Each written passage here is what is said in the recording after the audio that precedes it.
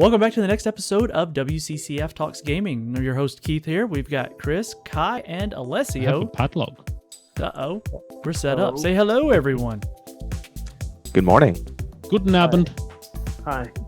It's afternoon here. Why do you always speak in German when saying hello? Ciao. That... Ciao. Bonjour. Okay. Aloha. Buongiorno. Okay, that's fair enough. Or konnichiwa. I'll do konnichiwa next time. So today we've got some pretty good topics. We're going to touch on Halo Infinite because it's a very important topic, even though we discussed it a bit in our previous discussion video with some of the guys from the team. We want to dig a little bit deeper, and we're going to let Alessio explain some things that maybe we didn't see because the rest of us kind of miss some things every now and then. And then we're going to get into all things Epic. Epic has made their way into the headlines all week so far in terms of their combats with Google and Apple. Those are pretty interesting, and those are more interesting for everyone than it is just Epic. But there's also another thing. The game Total War Saga Troy come out in the past few days, and it was actually free for the first 24 hours. So Chris reviewed I'll be talking about that soon. Yeah, Chris reviewed the game, and I did the performance analysis. We got a few things to say about this game, but we're going to take things and we're going to start it off with Alessio giving us the rundown on Halo Infinite. Give us the professional take, Alessio. We've already thrown our hands up and ran in circles, but we want to hear the pro break it down to us. Well, I mean, there was kind of an overwhelming feedback, for the developers at 343, and after the Xbox July showcase, there were so many fans asking for an improved presentation, and overall what they showed at the time wasn't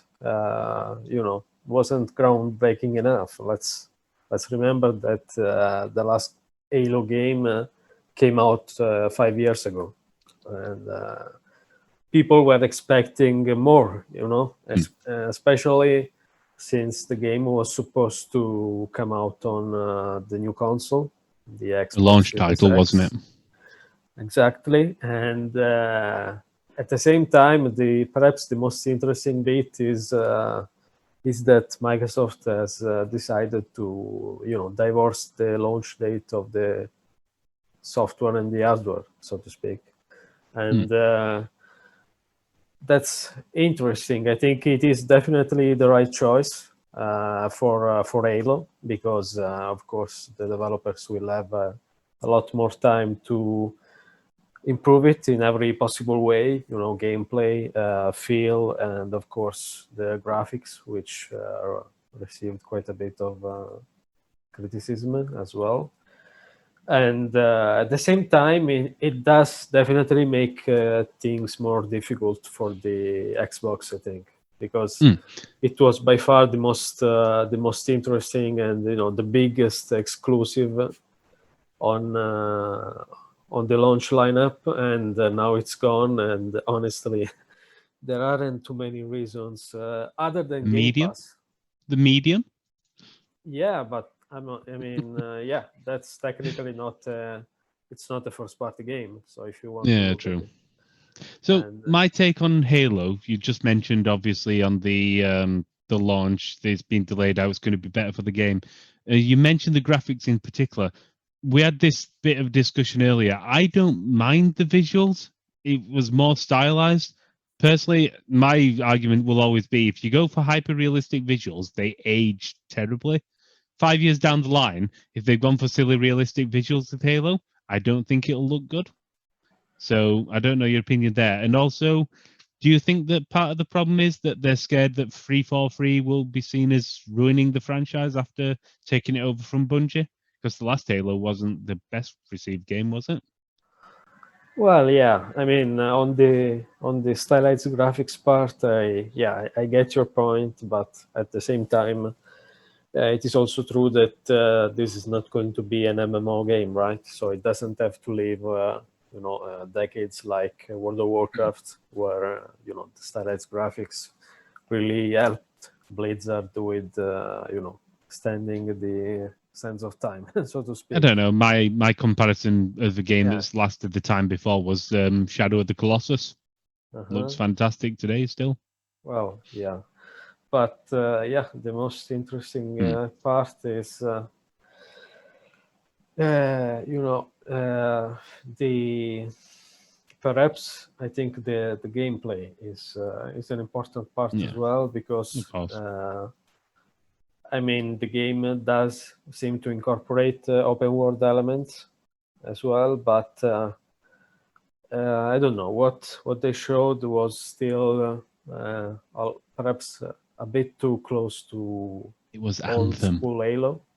Anthem. No. I mean, Anthem. Halo is not going to be a cooperative, multiplayer game set in a shared world. Of course, it will have co-op, but it won't have, the shared world element. So I don't think it's Destiny then. comparable. No, I've got a question with it. Is I wonder how separate the campaign and the single player adventure part of the game and the multiplayer is going to be. Do you think they could have released since the multiplayer is going to be released free to play? Do you think they could have released the multiplayer on time? Because it seems like a lot of the criticisms are with the storyline and stuff. Do you think they're going to and this was an earlier build, so we've been told. Do you think they're going to change up a whole lot with it?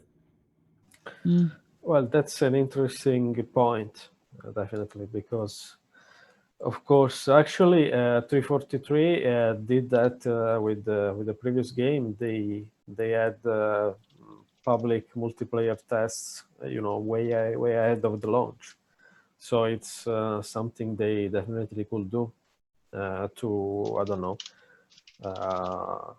give fans the chance to test the multiplayer part of the game before they have completed the campaign.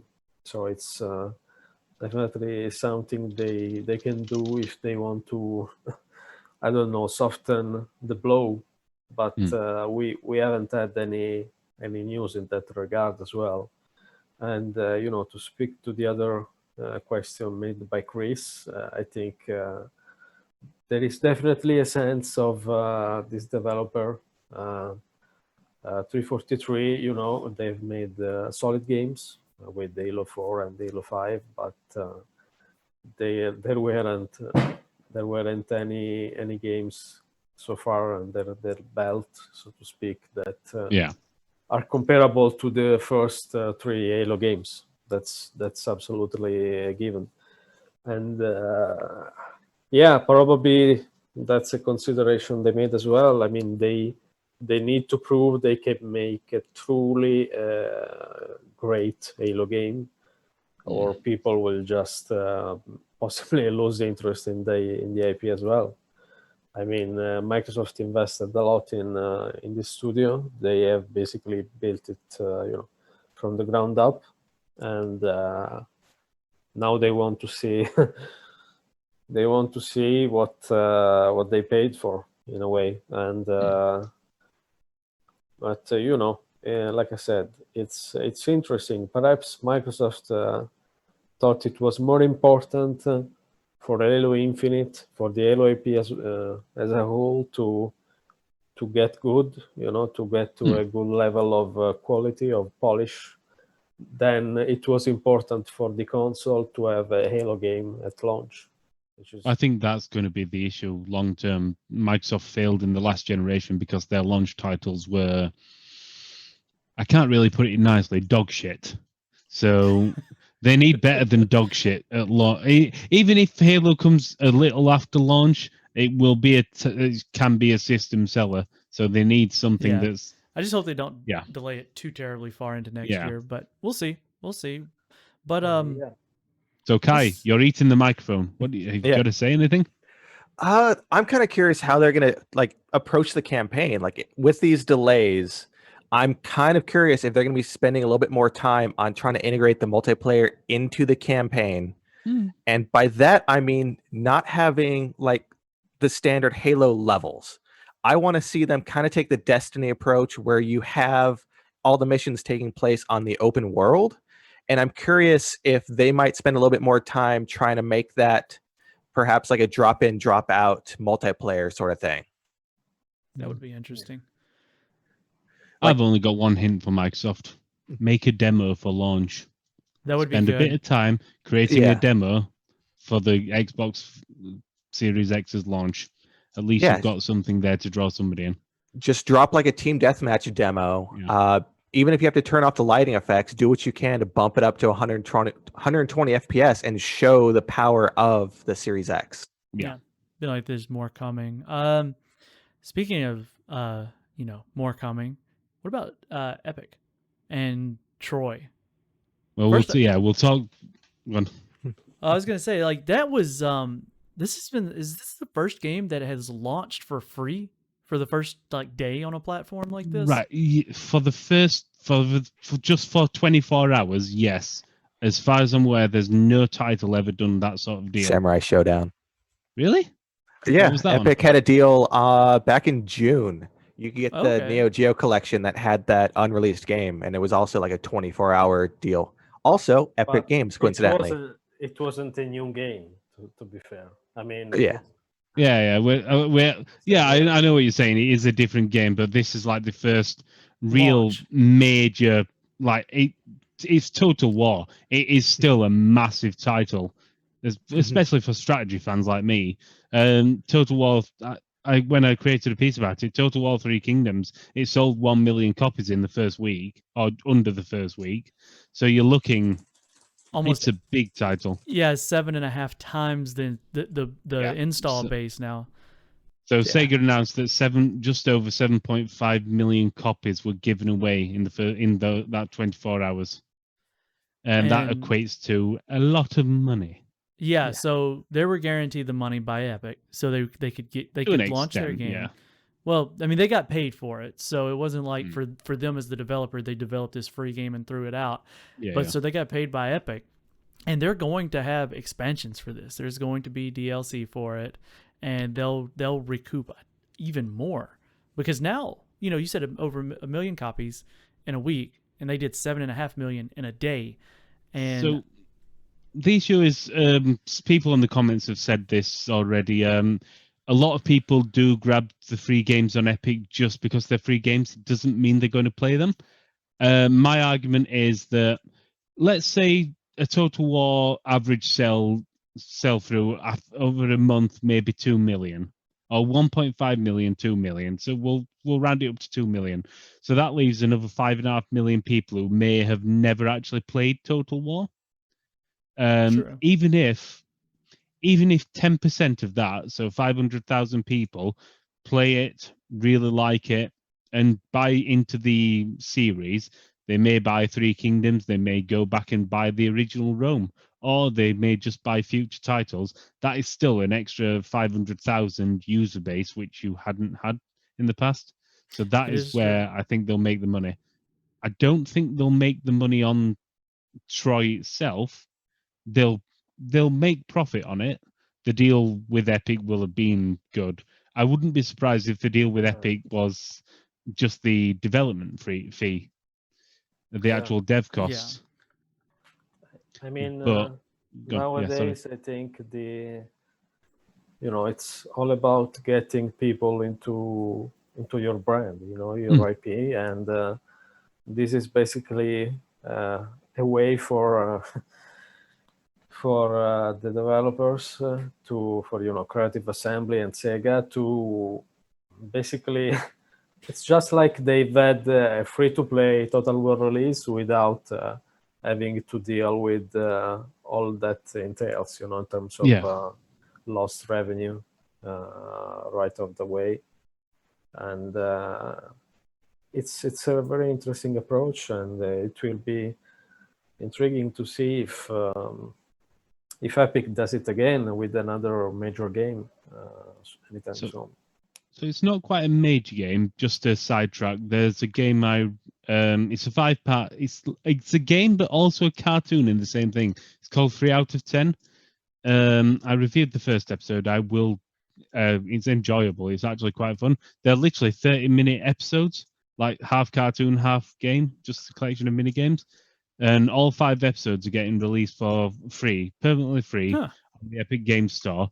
The second episode came out a few days ago, and like the deal with Epic is that they've funded it, they've put so much money in, they've essentially bought the game outright for everybody. Because Epic really like the fact that the studios are trying something different. Essentially, they're proving that since every single part of the game is made using the Unreal Engine, it's a proof of concept that you could make a cartoon in the Unreal Engine, you could make a film using Unreal, you could do everything, including capturing the voice recording and the animations and doing everything there. So it's a great proof of concept for them.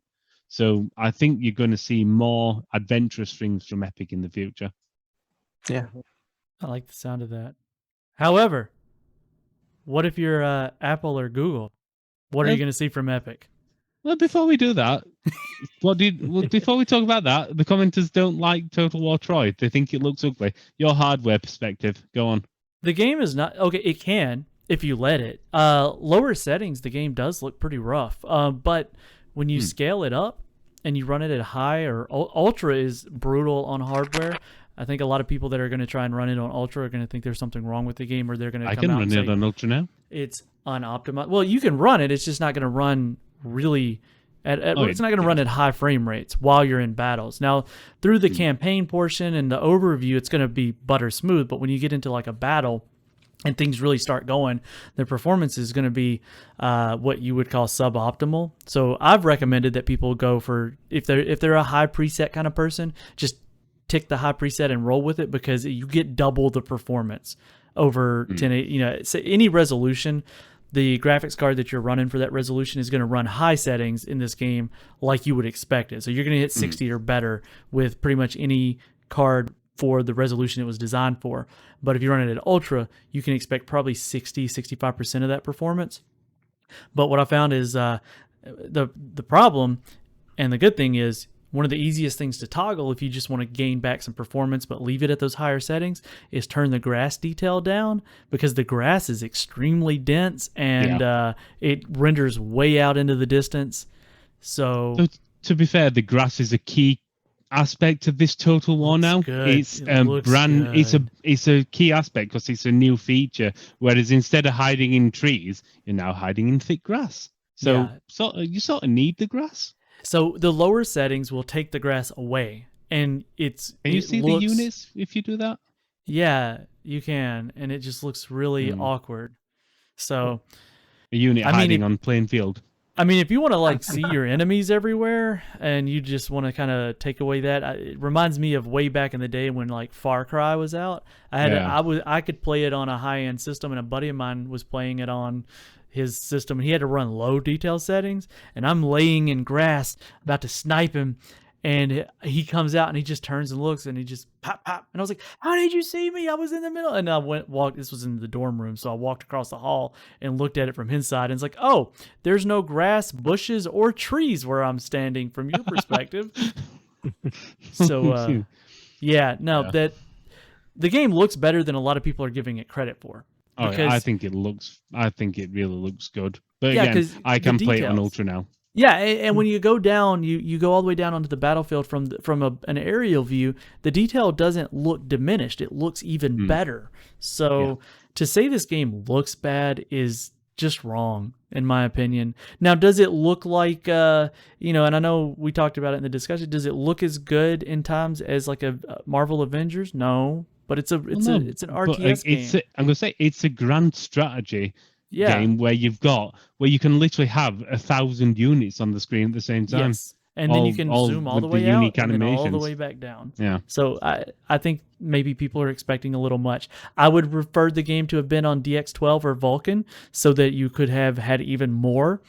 But it is what it is. So and that's kind of where we're at on that game. I think it's a great game. Troy's going to get next month. Sorry. Troy is actually going to get some free DLC next month and mod support. Really? Yeah, it's got free. That quick? Wait, they all get mod support anyway, and it had free day one DLC with the Amazon faction. It definitely needs more factions to flesh it out, but that's the major complaint I had with the game. Yeah, and no multiplayer. I've heard that that's coming sometime this year. Me and Keith will have a go. I actually started playing it. I've never actually played a Total War game, but whenever I did this one, I started playing it. Now, the one thing I'll say as a new person who's never actually played I've benchmarked them. I know, like I use them for testing, but I've never gotten to actually play them. It is not very friendly to newcomers. The game starts and then it goes, there you go. Look at all you've got. And I'm like, I would what do recommend if you do end up liking this, play Three Kingdoms, because that's the only game I've only ever given a game 10 out of 1 game 10 out of 10, and that's the one. I've heard great things. Amazing. So now that out of the way, let's. So I need you guys. Oh, one more thing. One more.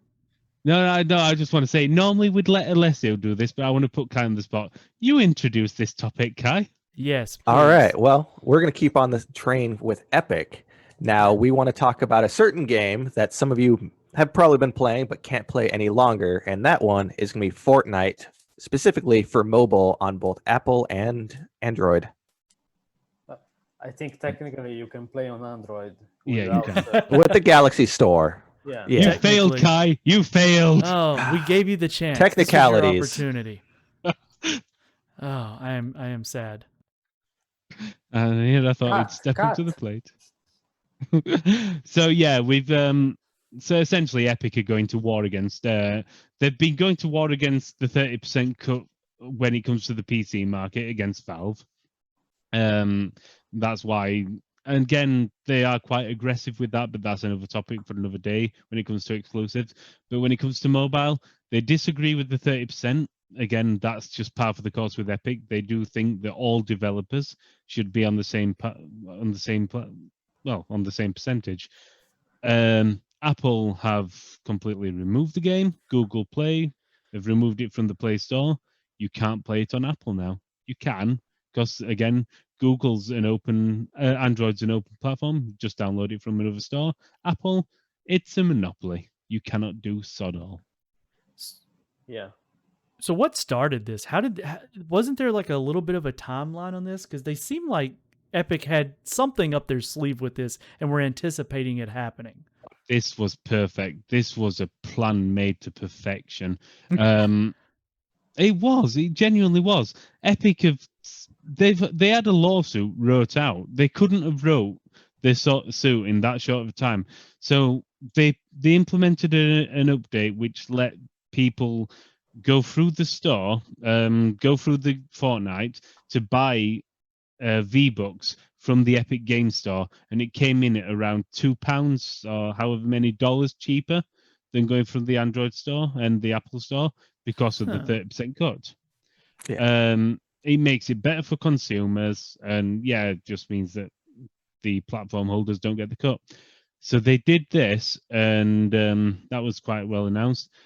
Then they'd already planned a video against Apple saying I saw that. That's what made me wonder if this was all planned. It was.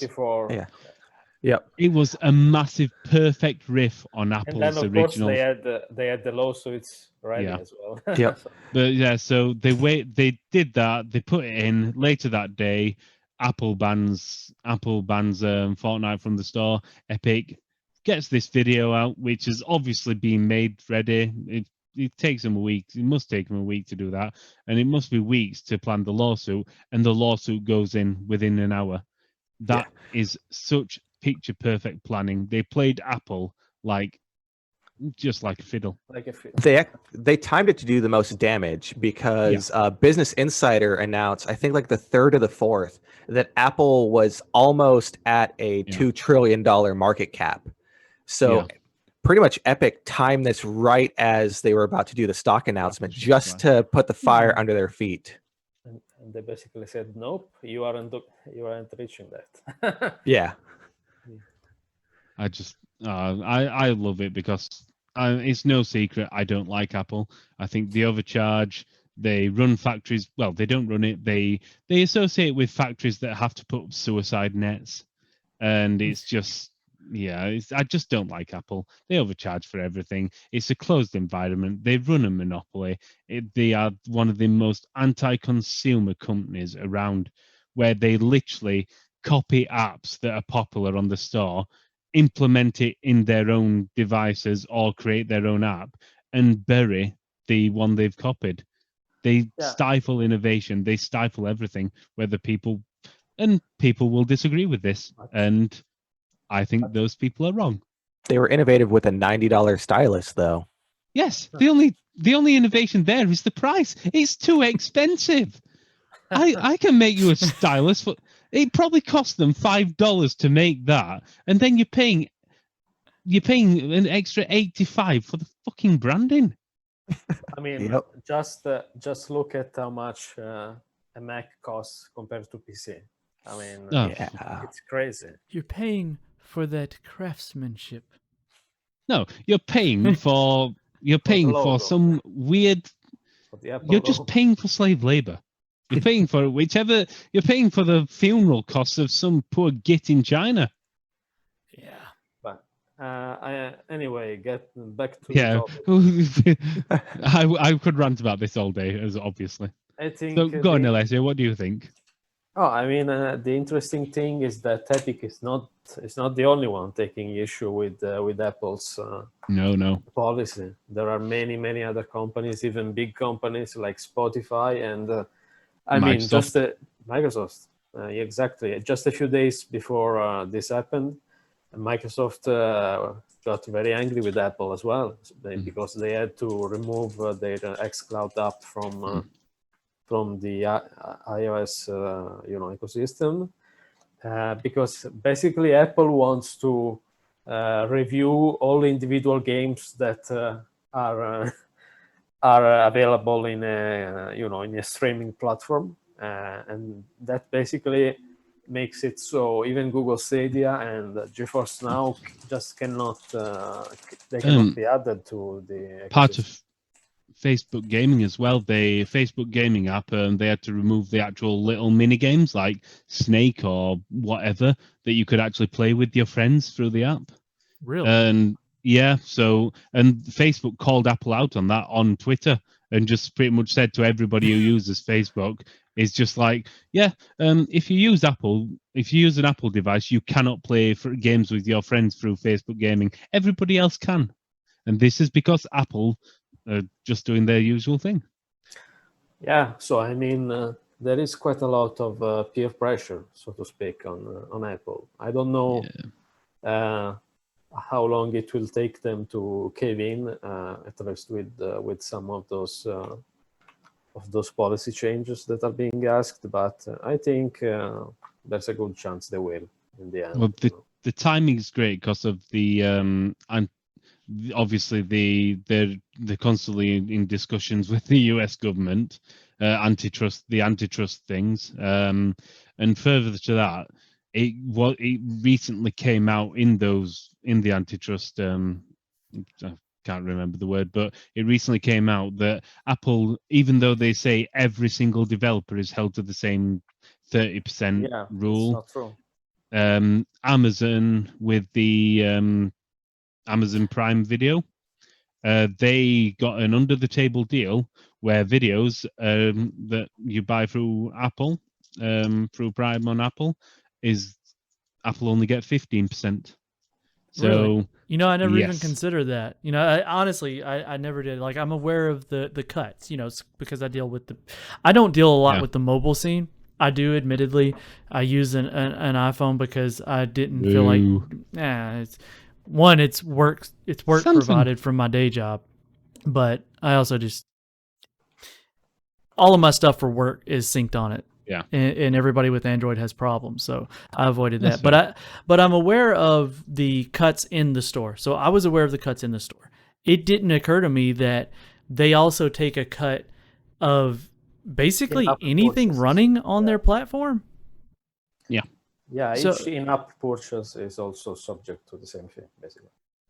Yeah, see, I had no idea that buying a video on Amazon Prime was subject to subscription. Goodness. Spotify subscription, 30% goes to Apple. Amazon Prime, if it's through the Apple Store. Xbox Game Pass, if it 15% to Apple in case of Amazon. But Game Pass.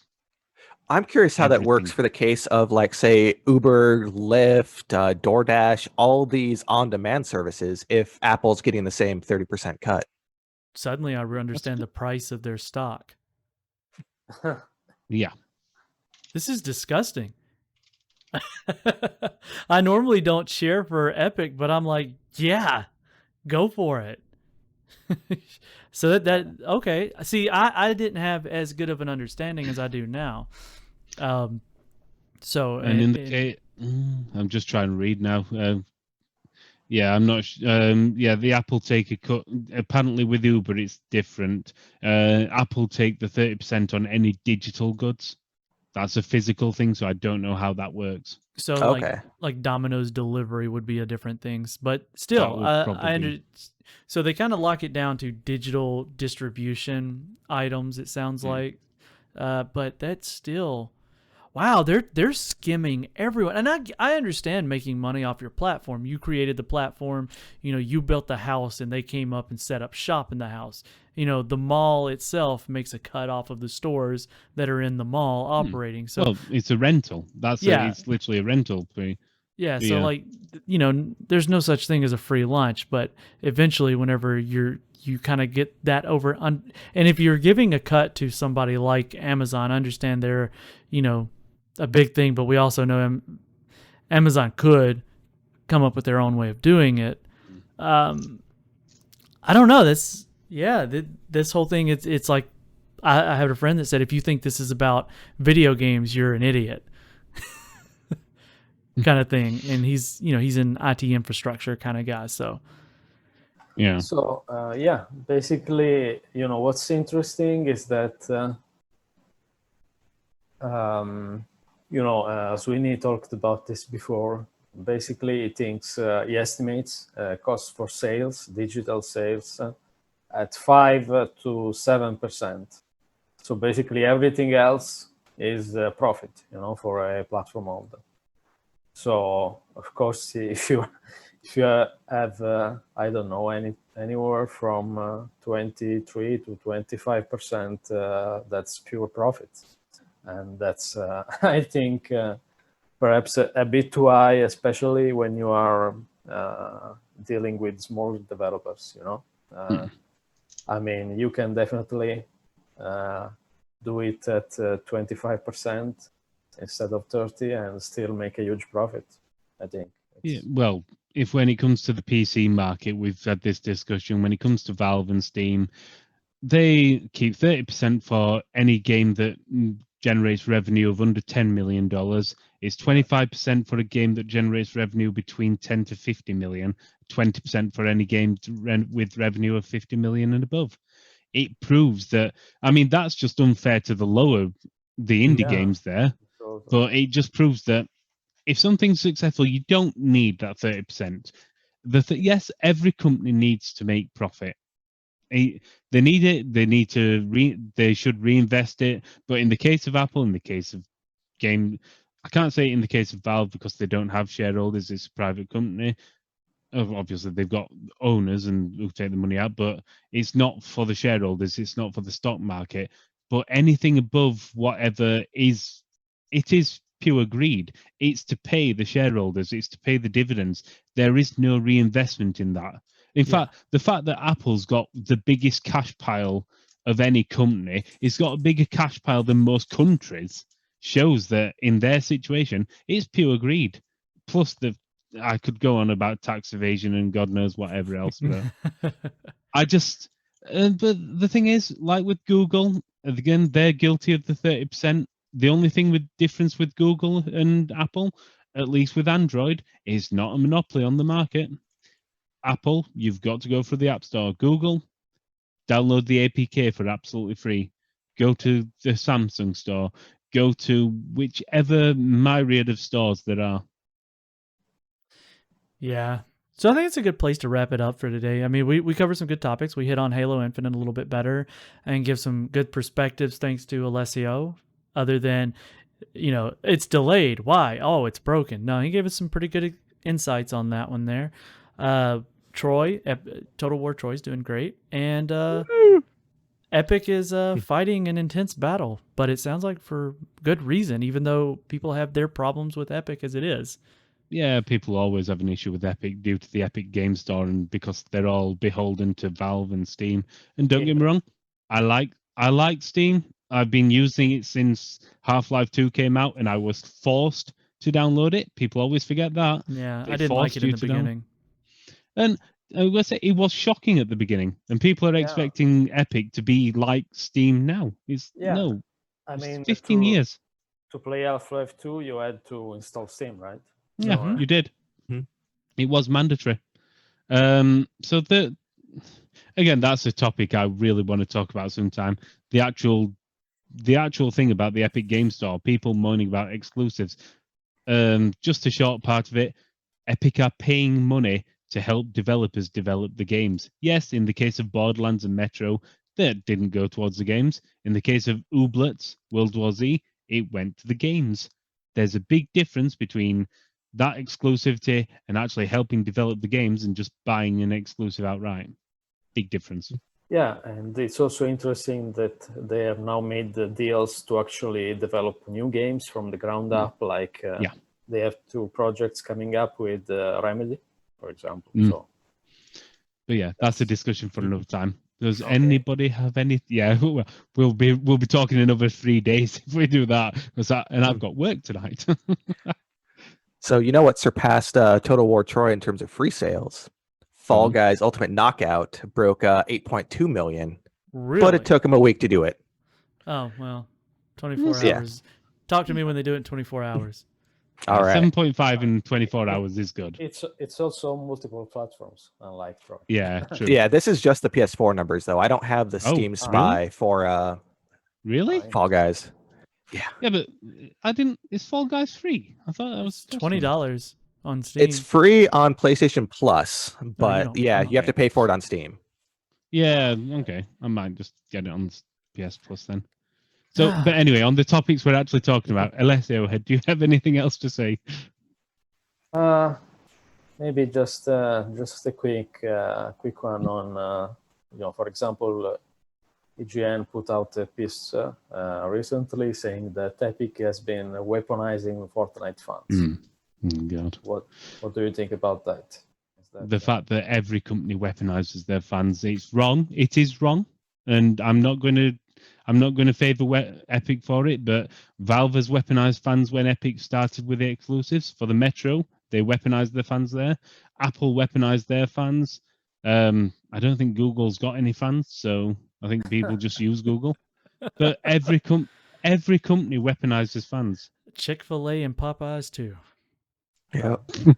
Sweeney actually replied on Twitter and said, "The armament being offered is simply an idea." So yeah, but that's his get out of jail free clause. I'm not going to say he's purely innocent. It is wrong to weaponize your fans, but at the same time, everybody does it, and it is a bloody good business tactic when you've got hundreds of millions of Fortnite fans in the world. Yep. Well, right. I enjoyed learning some things today. I feel like I left a little bit better informed on things that I wasn't really informed on before. Why do you two have the same headset? We're the same person. Yeah. Okay. You're not supposed to actually point that out. Also, why did I just notice that now? Why am I not supposed to point it out? Because we did, yeah. Because we're not sponsored. Somebody's going to eventually be like, "Hey, aren't you?" No. Please sponsor us. Right. I mean, Chris has that HyperX in the background. I see that. Yeah, Product placement. Ignore everything behind me. Yeah, but to be fair, I've got product placement for Glenfiddich. Well, I'm good, guys. If anybody else doesn't have anything, I think we can all roll out and get to work. I'm sure we've all got plenty to do. Yeah. Oh yeah. All Sadly. Right. Cheers. Right. Thank you very much, everybody. Until next time. Au revoir.